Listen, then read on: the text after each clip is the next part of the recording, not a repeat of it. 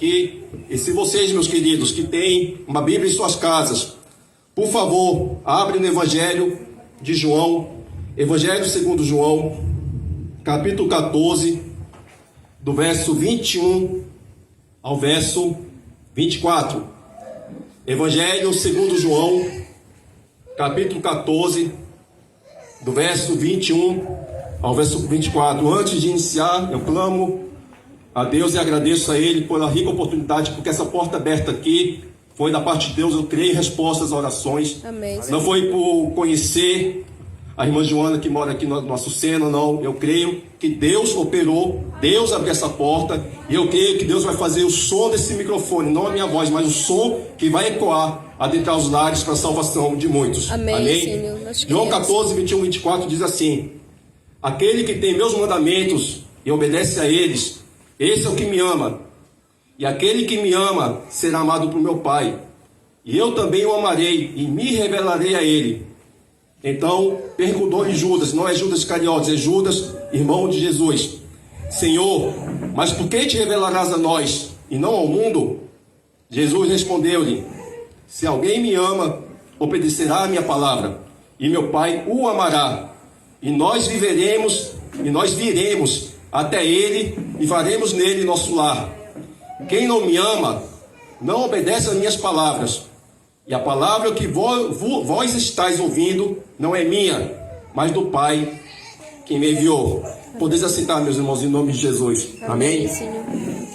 Antes de externar a mensagem que foi lida aqui dentro do texto de abertura e outros que vão ser usados, eu gostaria de fazer uma pergunta que se inicia logicamente conosco aqui e se estende a cada lar, a cada pessoa que está chegando nesse som, nesse microfone. Uma pergunta que vai ser o texto, o tema principal dessa ministração. Você ama a Deus? Interrogação, é uma pergunta. Repetindo, você ama a Deus? Por qual motivo eu trouxe esse tema dentro dessa ministração? Porque se aos que atentaram a mensagem que foi lida aqui, Jesus está falando de amor a Ele. Consequentemente, Ele está querendo ouvir, e não tão somente ouvir, porque Ele conhece mentes e corações, Ele conhece a nossa mente, nossos pensamentos. Ele quer essa resposta de forma bíblica. Ele quer essa resposta de forma baseada na sua palavra. Então, diante dessa pergunta, eu quero e vou, pela graça de Deus, externar qual o motivo por qual eu estou trazendo essa pergunta, se os que estão ouvindo, se vocês amam a Deus. Consequentemente, eu acredito que muitos que estão ouvindo vão dizer, logicamente que eu amo a Deus. Eu sou uma pessoa que tem a minha religião. Eu sou uma pessoa que faço bem. Eu sou uma pessoa que pago meus tributos em dia. Eu não faço mal a ninguém. Logicamente que vocês podem ter como resposta também dizer que vocês, porventura, têm uma igreja, frequentam uma religião, que vocês ajudam o próximo, que vocês fazem o bem. A resposta para essa pergunta, para que se encaixe dentro do que Jesus falou, não está pautado em nenhum momento em obras humanas, não está pautado em frequentar uma religião, uma igreja, mas sim está pautado no que vai ser falado aqui. E eu espero em Cristo Jesus que essa palavra encontre morada, guarida no coração de cada um que estão ouvindo, para que possa vocês saberem verdadeiramente como amar a Deus. Amém, Senhor. No João capítulo 14, versículo 21, logo no início fala assim: aquele que tem os meus mandamentos e obedece a eles, esse é o que me ama. Mas o que seria essa palavra, esse verbo ter, quando Jesus fala assim, aquele que tem os meus mandamentos? O que seria ter os mandamentos da parte de Deus? Trazendo isso para a língua portuguesa fica muito vago, fica muito impreciso a resposta a essa pergunta. Mas o verbo ter, no grego, no original, ele tem o sentido do seguinte que eu vou falar aqui: observar uma profecia para cumprir uma ordem. Observar uma profecia para cumprir uma ordem. O que Jesus quis falar com aqueles que têm meus mandamentos e obedecem a eles? Esse assim me ama. A toda pessoa que ouve a palavra de Deus, a toda pessoa que recebe a pregação do Evangelho, recebe a profecia da parte de Deus, e essa pessoa acolhe a palavra de Deus como fazendo estilo de vida, estilo de obediência e seu caráter, essa pessoa está obedecendo a Deus e, consequentemente, o ama. Aleluia. A primeira resposta a essa pergunta está no versículo 21. Quem ama a Deus? Todos aqueles que têm a palavra de Deus a eles apregoada, que acolhem ela com fé, que se submetem à sua vontade e, consequentemente, a obedecem. O versículo continua falando assim: esse é o que me ama, que tem minha palavra e meus mandamentos e ela obedece. E aquele que me ama será amado por meu Pai. Eu também o amarei, no versículo final 21, a parte B, eu também o amarei e me revelarei a ele. O que seria também essa palavra revelar no grego? Logicamente que a palavra de Deus no Antigo Testamento foi escrito no hebraico, no Novo Testamento foi escrito no grego. A língua grega é riquíssima. O português nem se aproxima do que a palavra no sentido original quer nos revelar. Revelar no grego significa dando evidência pela ação do Espírito Santo nas almas dos discípulos de que ele está vivo no céu. Aleluia. Quando fala que aquele que me ama será amado por meu Pai e eu também me revelarei a ele, significa que a pessoa que acolheu a palavra de Deus, que se submeteu a ela, que obedeceu a palavra de Deus, Deus vai se revelar do céu, mediante o seu Filho, e vai confirmar na vida daquela pessoa que a palavra que a ele foi apregoada, que Jesus Cristo morreu em razão dos nossos pecados, que ascendeu ao céu após 40 dias aqui na terra, morreu e ressuscitou ao terceiro dia, que ele voltou para o céu, que um dia ele vai voltar. Essa palavra, como profecia da parte de Deus, Amém. Ela vai se confirmar no coração daquela pessoa que creu, se submeteu e obedeceu a palavra de Deus. Esse é o significado de revelar. Deus confirmar a sua palavra, revelando do céu, mediante a ação do Espírito Santo de Deus, a vida daqueles que creem, a vida daqueles que se submetem à sua palavra. Amém. Continuando, o versículo 22 diz assim: então perguntou-lhe Judas, Senhor, mas por que te revelarás a nós, ou seja, a nós como discípulos, e não ao mundo? Jesus respondeu-lhe: se alguém me ama, obedecerá a minha palavra. Vemos aqui mais uma ação, a palavra ama. O que Jesus quis dizer se alguém me ama? Logicamente, vamos de novo para o grego. No grego, ama, essa expressão ama, tem um seguinte sentido: viver por meio de Cristo. Ou seja, abraçar a vontade de Deus, escolhendo suas palavras e obedecê-las através do seu poder. Amém, Senhor. Resumindo, seria alguém que acolheu a palavra de Deus, creu nela, se submeteu a ela, se submeter a viver por meio dela, viver através de Cristo e, consequentemente, abraçar essa palavra com tanta vontade de não se desapegar a ela e, consequentemente, escolhendo as práticas escolhas que a palavra de Deus, a sua santa palavra, determina, e essa pessoa se submeter. Isso seria aquele que ama a Deus. Quando ele fala: se alguém me ama, obedecerá a minha palavra. E continuando, o verso 23 diz assim: e meu Pai o amará, e nós viremos até ele e faremos nele nosso lar. Amém, Senhor. A expressão amará, que o meu Pai, Deus, amará, e aí nós viremos até ele, faremos nele nosso lar. A palavra amará no grego tem o seguinte sentido: fala da benevolência que Deus, a proporcionar salvação aos homens, ou seja, à humanidade, demonstrou ao enviar-lhe seu filho, entregá-lo à morte.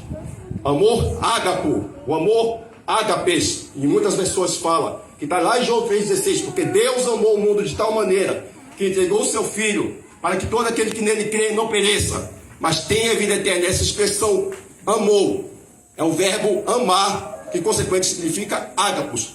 E essa expressão amará fala dessa misericórdia, desse amor sacrificial, ao ponto de Jesus, como a irmã Stephanie falou aqui no início, Jesus mesmo sendo Deus, ele renunciou à sua glória, Ele não fez a usurpação de ser como Deus.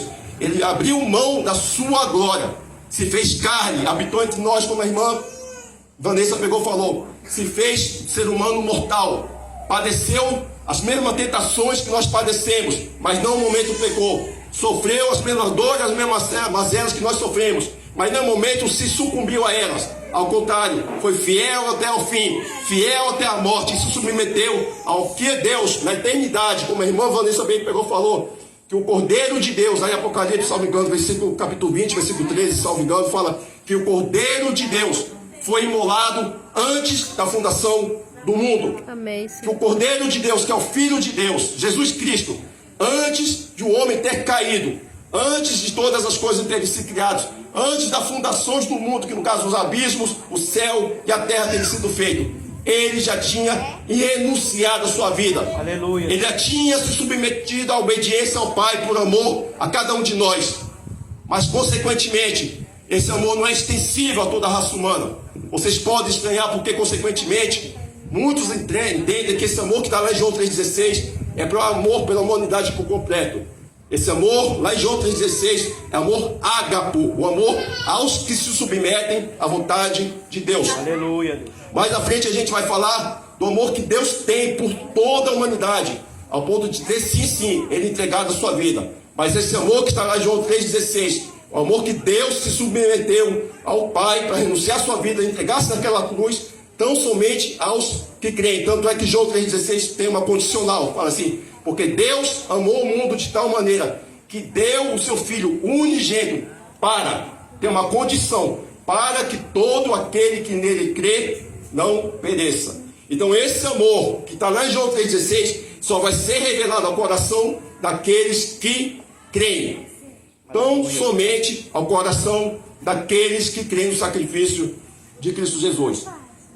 Nós vemos aqui que não podemos, por nossas próprias expectativas, pelas nossas próprias opiniões, pelos nossos próprios achismos, dizer como nós podemos amar a Deus. O amor a Deus se submete à sua santa palavra. Amém. O amor a Deus, a forma de demonstração que podemos testificar e demonstrar quando vivos aqui na terra, se submete à santa palavra de Deus. Outras afirmativas poderiam ser usadas.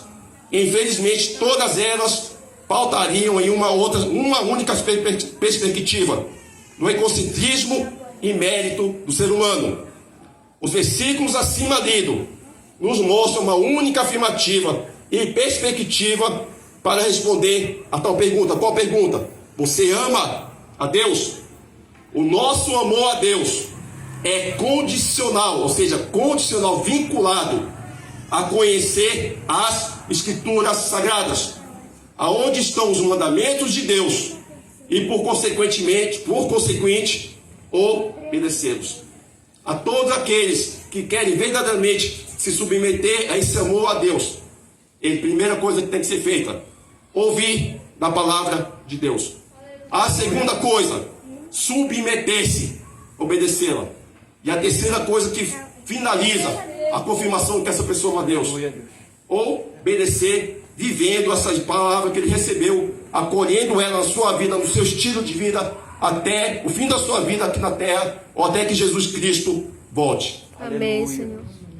Eu gostaria também que a todos que estão aqui, por favor, que estão aqui ouvindo essa palavra, pudessem compreender que a pergunta que eu estou fazendo aqui não é para julgamento de ninguém. Não é para pegar, duvidar da sua resposta a ela, porque você, com certeza absoluta, deve estar dizendo: eu amo a Deus do meu jeito. Não é para que vocês possam pegar, compreender pela minha palavra, não. É para que vocês possam compreender que Deus, como sendo santo, e Ele é santo, Ele tem um único critério pelo qual pode fazer com que os homens entendam a forma certa de amá-lo. É por meio da sua palavra. Aleluia. Consequentemente, eu e vocês não temos como pegar, determinar a Deus a forma certa de amá-lo. Amar a Deus passa, como eu peguei e falei aqui, estou reiterando, porque esse é o intuito da mensagem, é obedecer a sua palavra. Aleluia. Amém, Senhor. João capítulo 5, verso 39, eu espero os irmãos abrir. É outro texto que eu vou usar aqui enquanto eu tomo um pouco d'água. João 5, 39. Você que está na tua casa também pode pegar, abrir a Escritura Sagrada e encontrar no quarto Evangelho, Mateus, Marcos, Lucas, João 5:39.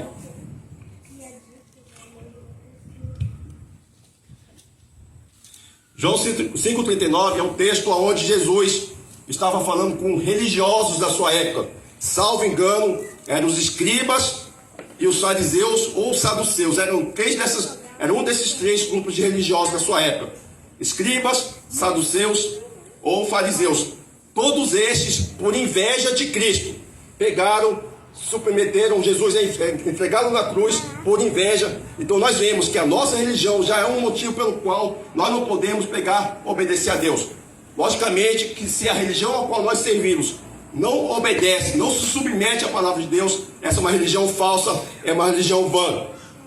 João 5,39 diz assim: vós examinais criteriosamente as Escrituras, porque julgais ter nelas a vida eterna, e são elas mesmas que testemunham acerca de mim. Repetindo, vós examinais criteriosamente as Escrituras, porque julgais ter nelas a vida eterna, e são elas mesmas que testemunham acerca de mim. Como bem falei aqui, Jesus não estava falando com seus discípulos, Jesus não estava falando com cristãos, Jesus não estava falando com pessoas religiosas salvas. Jesus estava falando com religiosos perdidos, religiosos que não conheciam Deus. Então Jesus está falando para eles em outras palavras: vós que querem ter a vida eterna, examinem criteriosamente a minha palavra. Por qual motivo vocês devem analisar criteriosamente, de forma rética, justa e obediente à minha palavra? Para que vocês possam ter a vida eterna. E consequentemente vocês conhecerem a mim, porque Jesus fala no versículo, na parte final do versículo: e são elas mesmas, as Escrituras Sagradas, que testemunham acerca de mim. Amém, Senhor. Nós vemos aqui que o amor a Deus está vinculado, como eu vou repetir isso aqui algumas vezes, não a estar inserido numa religião, não estar inserido a um templo religioso, mas sim se submeter e conhecer a palavra de Deus e, consequentemente, conhecer o Cristo, Senhor e Salvador de todo aquele que crê através da sua santa palavra. Aleluia. João 15:14. Por favor, quero que os irmãos abram, quem estiver ouvindo nas suas casas. Evangelho segundo João, capítulo 15, verso 14.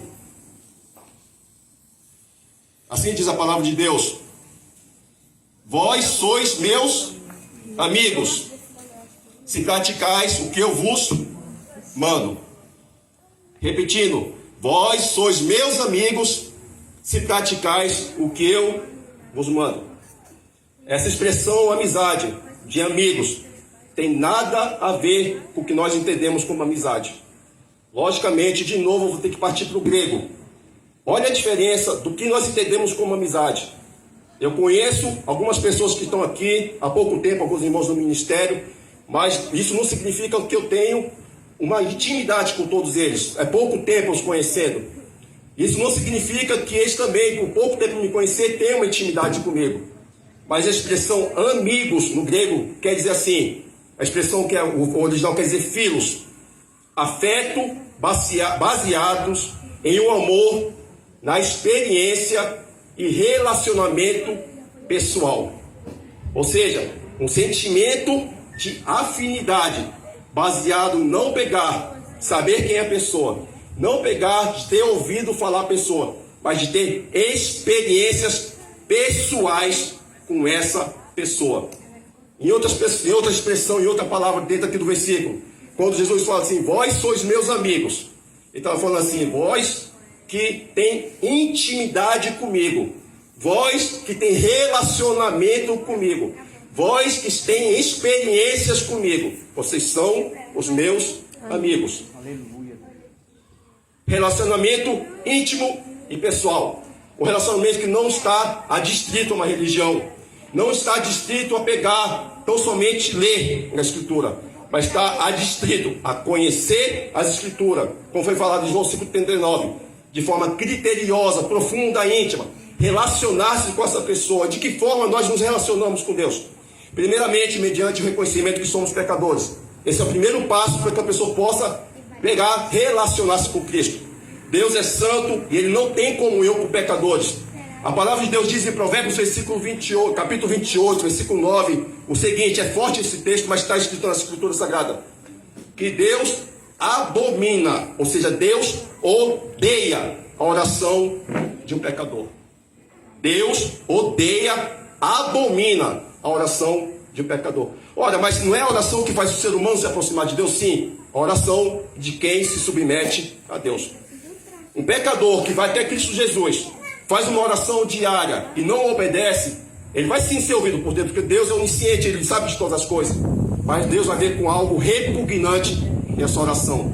Algo que não é recebido com Ele com alegria, porque essa pessoa vai estar sendo um hipócrita. O que é hipócrita no grego também, original? Artista. Ele está lá encenando, tentando enganar Deus, com o estilo de vida dos seus lábios, demonstra uma sincera, uma falsa adoração, e na sua vida tem uma vida totalmente afastada de Deus.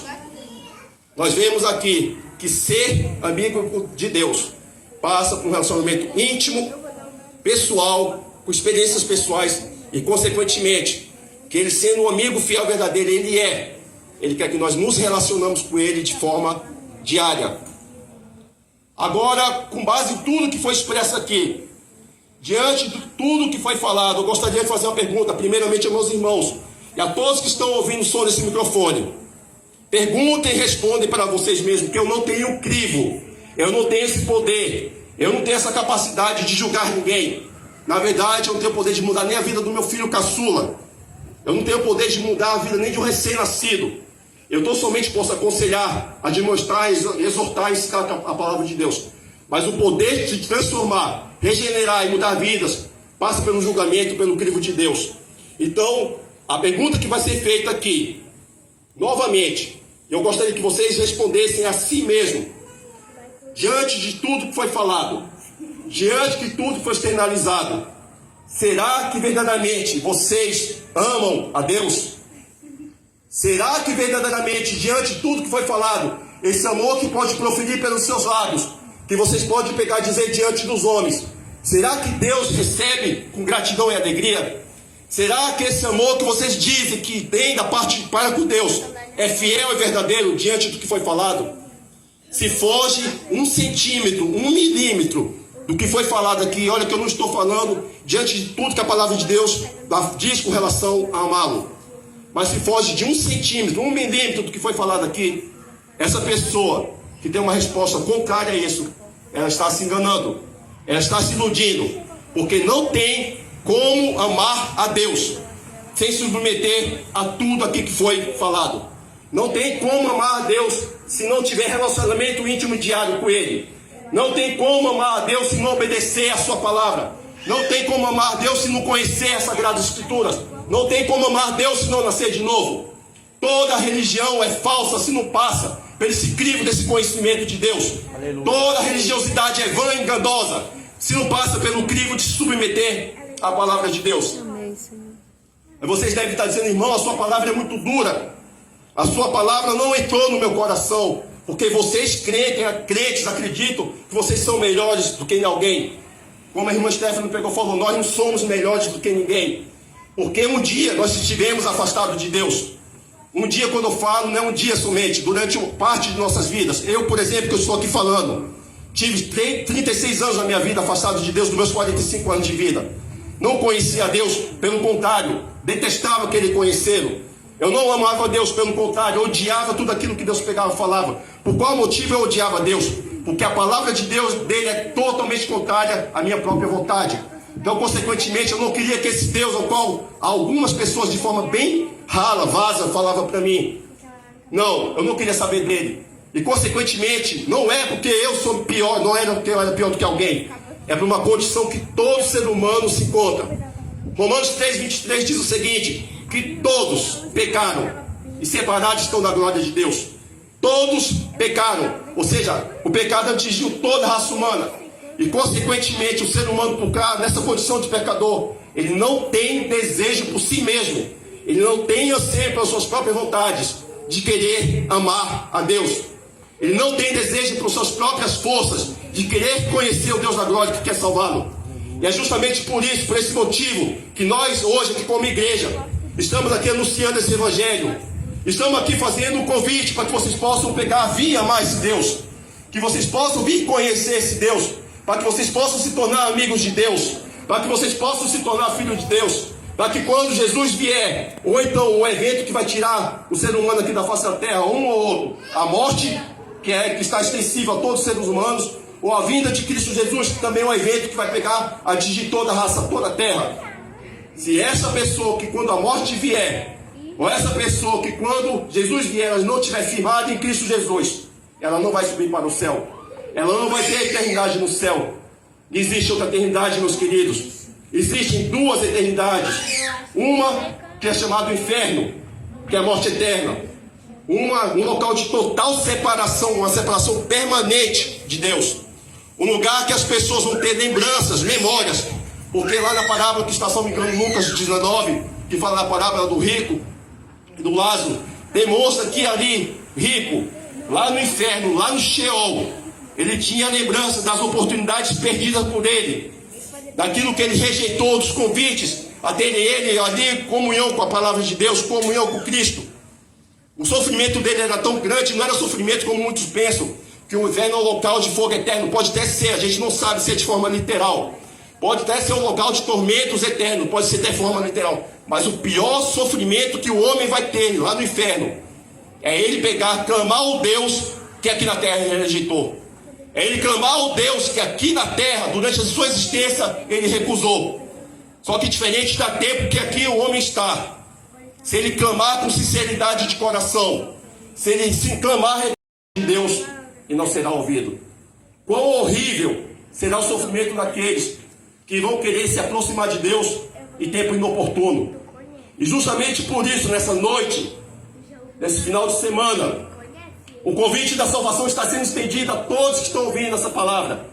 Eu tenho certeza absoluta, não porque eu quero determinar, mas que o Espírito Santo de Deus brada no meu coração, que essa palavra está chegando em lares aqui em torno desse centro comunitário.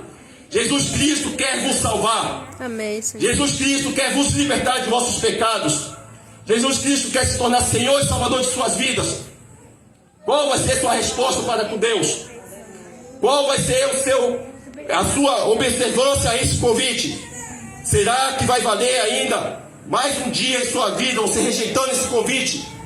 Será que vai valer a pena mais um dia você se esconder e se debruçar nos seus pecados, agarrado com tanta força, que você não tem força de receber um convite de pessoas que estão estendendo as mãos aqui, para que você venha conhecer o Senhor e Salvador, daquele que pode mudar a sua vida, e não somente mudar, mas também te salvar?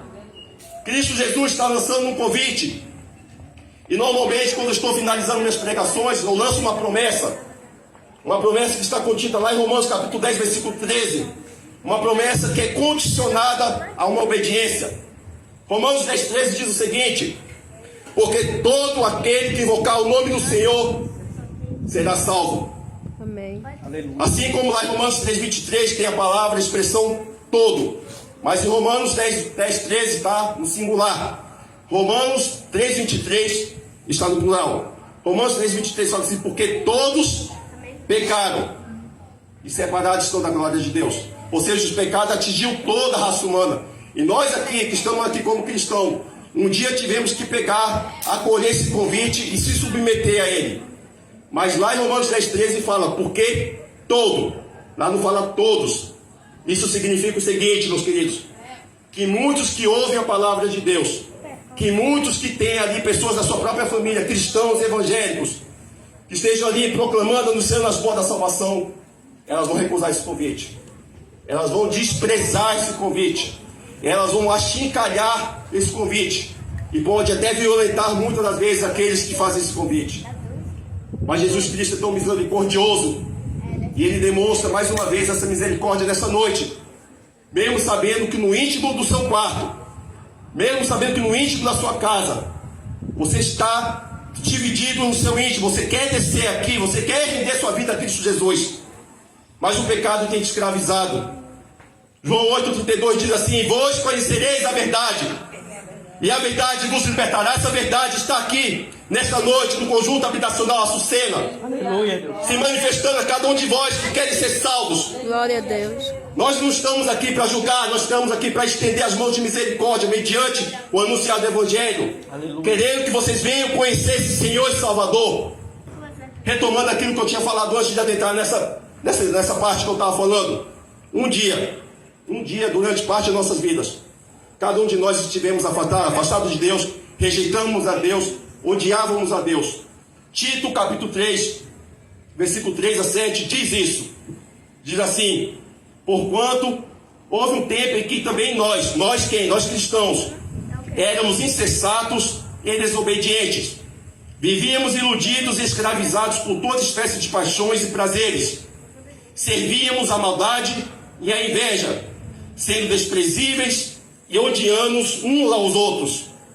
Contudo, apesar dessa situação que nós rejeitávamos a Deus, odiávamos a Deus, não queríamos saber de Deus. Contudo, quando da parte de Deus, nosso Salvador, foram manifestadas a misericórdia e o amor pela humanidade. Aqui está o amor filos, o amor que Deus tem por toda a raça humana, ao ponto de querer que todos sejam salvos. Amém. Que todos sejam salvos, apesar de que Ele sabe que nem todos serão. Não por causa de alguma atitude justa que pudéssemos ter feito ou praticado, mas devido à sua bondade.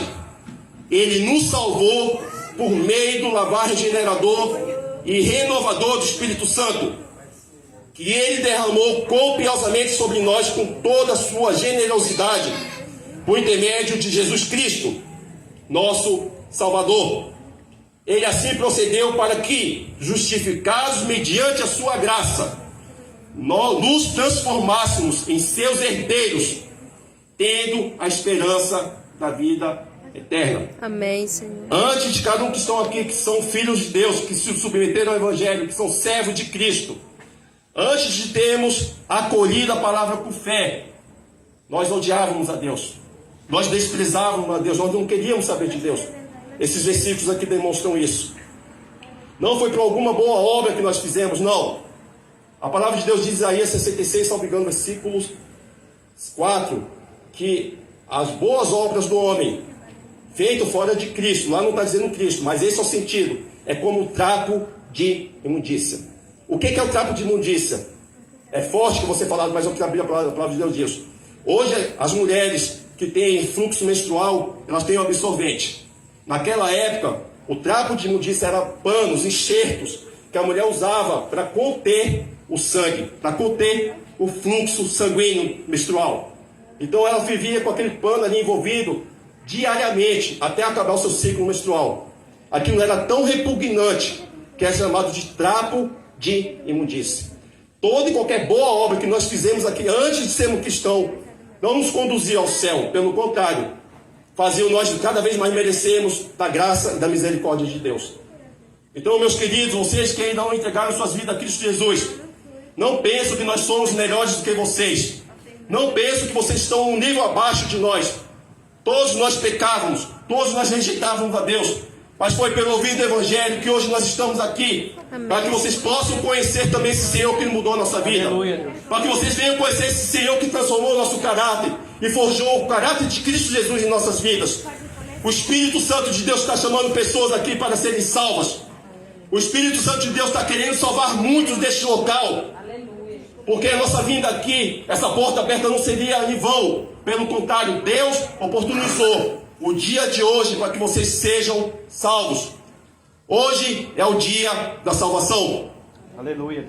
Ainda há oportunidade para que você possa demonstrar e viver o seu amor para com Deus. Se ponha no lugar de ter contato e comunhão com Deus por meio da Bíblia, por meio da palavra de Deus. Antes de fazer a oração, eu gostaria primeiramente de saber dos meus irmãos que estão aqui. Como bem falado, nós somos vários. A irmã Gil falou isso. Nós temos as nossas limitações como seres humanos. E nós vemos aqui o amor a Deus está submetido a nós obedecermos a sua palavra. Tem muitos mandamentos da parte de Deus e muitos nós podemos falhar. Deus quer restaurar alianças aqui. Deus quer renovar vínculos que foram feitos no dia que vocês creram na pessoa de Cristo Jesus. Eu não tenho dom de revelação, eu não tenho dom de profecia, eu não sei da vida de vocês. Mas se a palavra de Deus diz lá em 1 João capítulo 2, escreva essas coisas para que não pequeis. Mas se pecardes, temos um advogado junto ao Pai, Cristo Jesus. E Ele é a propiciação não somente para os vossos pecados, mas os pecados de muitos. Se há entre nós aqui pessoas que querem chegar diante de Deus e reconhecer: Senhor, eu desobedeci tal preceito da sua vontade. São muitos os mandamentos que Deus tem em sua palavra. Eu quero que o Senhor me perdoe. Cristo Jesus está estendendo sua mão aqui para que possa renovar essa aliança. E para vocês que estão ouvindo o som desse microfone, que ainda não aceitaram Cristo, que não receberam Ele como Salvador, a gente pode esperar 2 minutos, que é o tempo que eu faço a oração aqui pelos irmãos, para que vocês possam vir aqui e reconhecer Cristo como o Salvador de suas vidas. Ou mesmo nos seus lares, se vocês fizerem isso com sinceridade de coração. Se vocês estão sendo confrontados, não pelas minhas palavras, mas pela palavra de Deus, esse é um glorioso sinal que Cristo Jesus quer vos salvar. Eu gostaria que meus irmãos se fossem de pé para a gente orar. Amém?